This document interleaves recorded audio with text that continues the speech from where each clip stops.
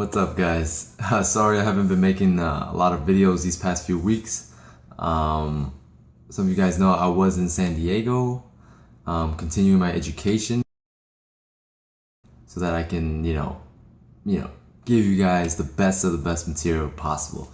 So, what I want to do is I want to make this video because I know in the next week or two or for the next month, I'm going to be pretty busy and I might not be able to make another video. So I want to reflect, what I learned and what I was refreshed upon, and I want to put it all together and give it to you guys so that you guys understand and you guys can perform better and do better at work and all that stuff. So also, shout out to all the coaches, that I met over in San Diego. Awesome experience, great people, and awesome mentors. Push it.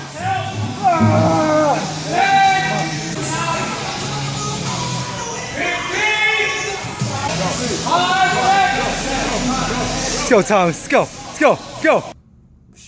Shout out to you guys. Also, at the end of the video, I'm going to be, posting a little bit about the results that I got from the 30-day pull-up and push-up challenge.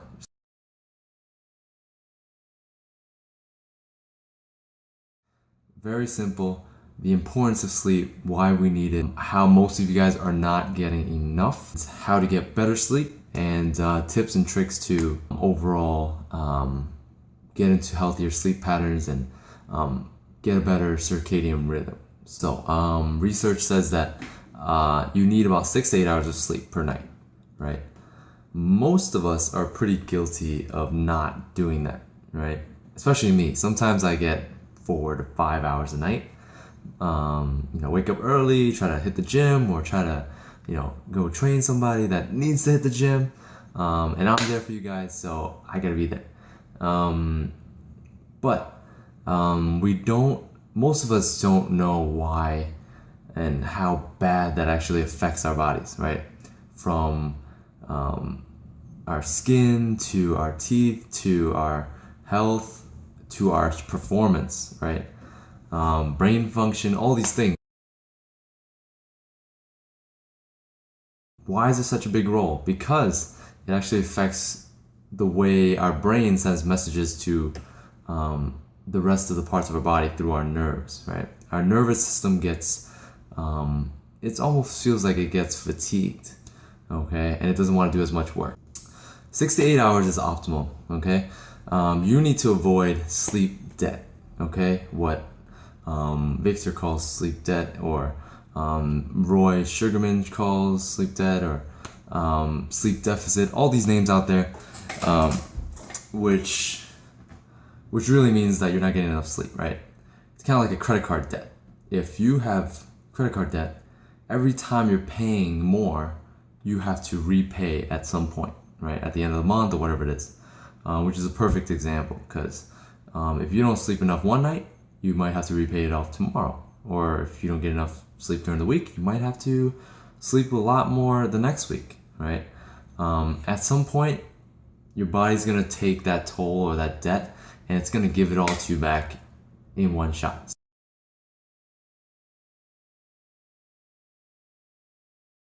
So you'll either, all of a sudden just knock out for like a full day or whatever it is, some crazy things, but you don't want to get to that point.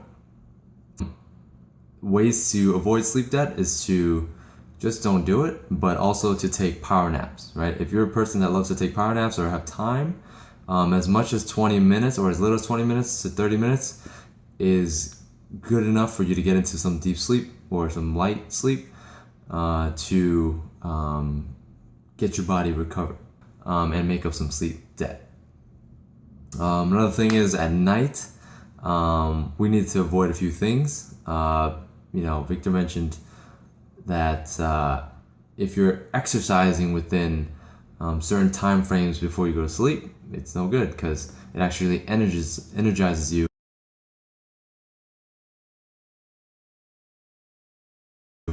and you won't be able to, go to sleep as easily.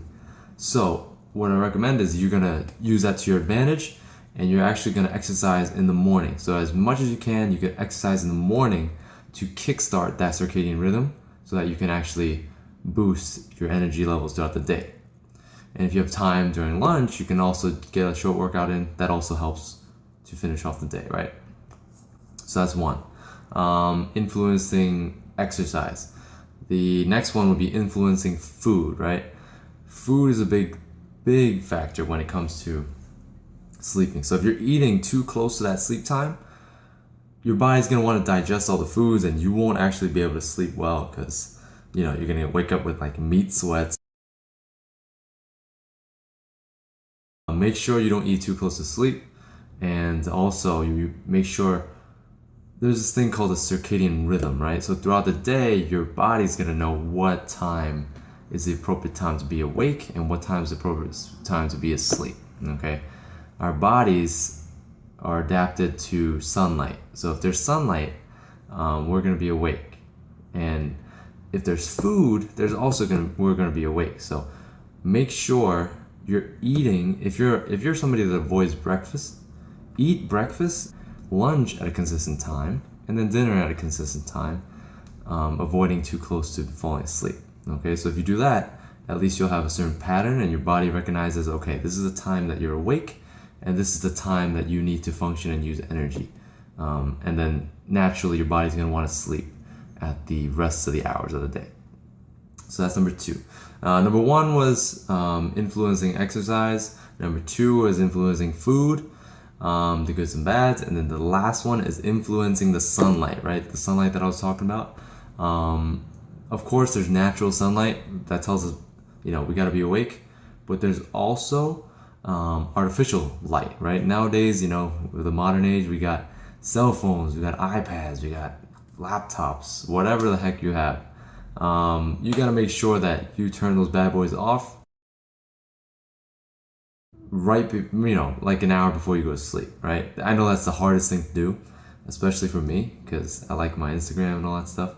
But what you need to do is invest in one of these guys.